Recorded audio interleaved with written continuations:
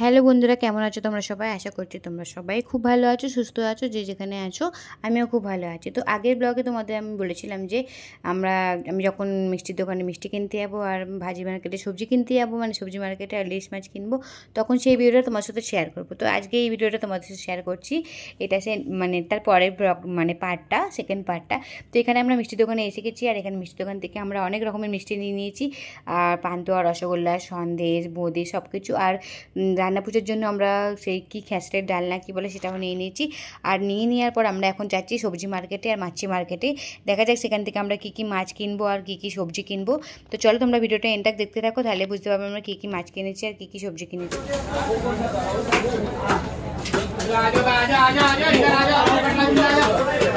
ইলিশ কত করে?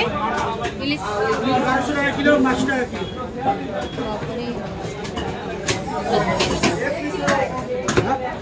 বাবা কোথায়? সাইডে সাইডে সাইডে এখানে ইলিশ। মাই গড, 1200 টাকা কিলো, 1200 টাকা কিলো। কেসে দে রে? কি দেব? এটা কত করে? এটা 1200, এটা 600, এটা 700। 1200? ডিম আছে না? হ্যাঁ, একটু ডিম হবে। এগুলো বিনা ডিমে সব। কাঁটা হবে।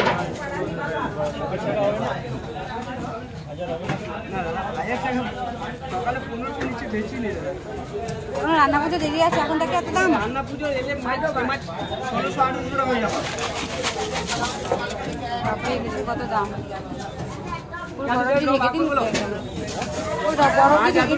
ডিম হয়ে যাবে না?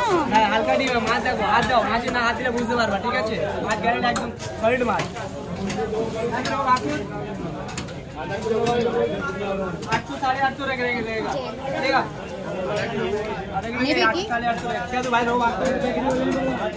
তো তোমরা দেখতেই পাচ্ছ মুম্বাইতে এত সুন্দর সুন্দর ইলিশ মাছ পাওয়া যায়। তোমরা হয়তো দেশে যারা থাকো তারা ভাববে হয়তো মুম্বাইতে থাকলে ইলিশ মাছ পাওয়া যায় না, কি দেশের মতো মাছ পাওয়া যায় না, সবজি পাওয়া যায় না। সব কিছুই পাওয়া যায়, দেশের সবজিও এখানে পাওয়া যায়, দেশের মাছও এখানে পাওয়া যায়, কিন্তু একটু দূরে আসতে হয়। আরে এই তো বাবা, কই বলছিস?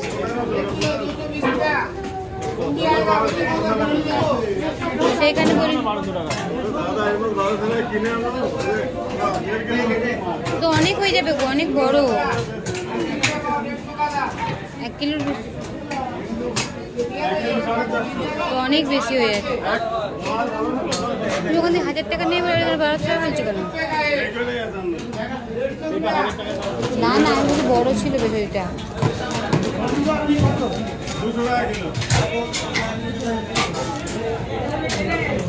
কাতলা মাছের তেল নেই?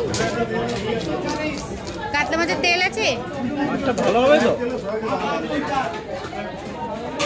আঁশটা ভালো করে ছাড়িয়ে দাও।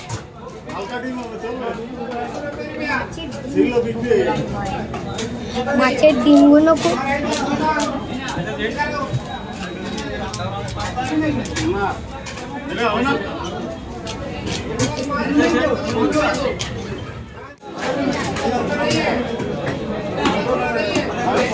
ফ্রেশ আছে, মাছটা টাটকা আছে।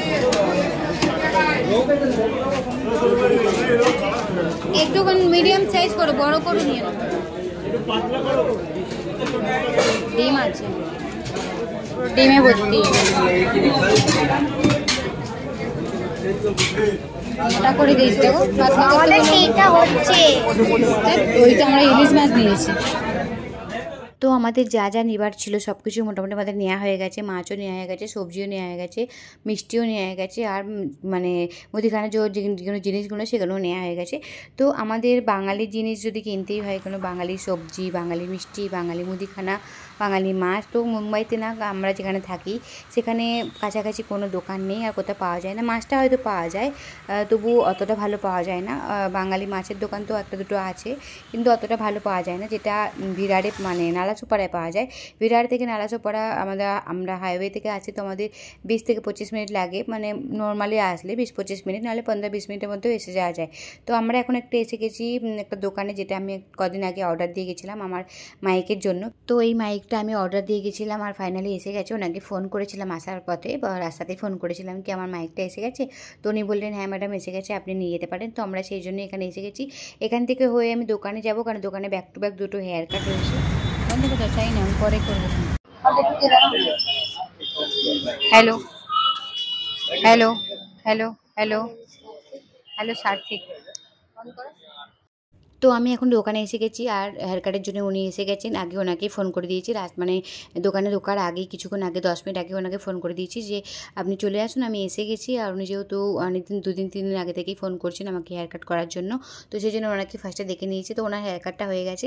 ওনার হেয়ার কাটের মানে ফাইনাল লুকটা আমি দেখাতে পারিনি এই কারণে যে হেয়ার ওয়াশটা ভালো করে ছিল না, আর যেহেতু সেটিং করতে পারেনি হেয়ার ওয়াশের জন্য, সেই জন্য ওনার সেটিংটা রয়ে গেছে। আর এটা নেক্সট হেয়ার কাট। এই হেয়ার কাটটা তোমাদের কেমন লেগেছে অবশ্যই জানিও, আর ভিডিওটা তোমাদের কেমন লেগেছে সেটাও অবশ্যই জানিও। আর যদি ভিডিওটা তোমাদের ভালো লেগে থাকে তো আমার চ্যানেলটাকে একটু সাবস্ক্রাইব করে দিও, লাইক করে দিও, খুব করে শেয়ার করে দিও।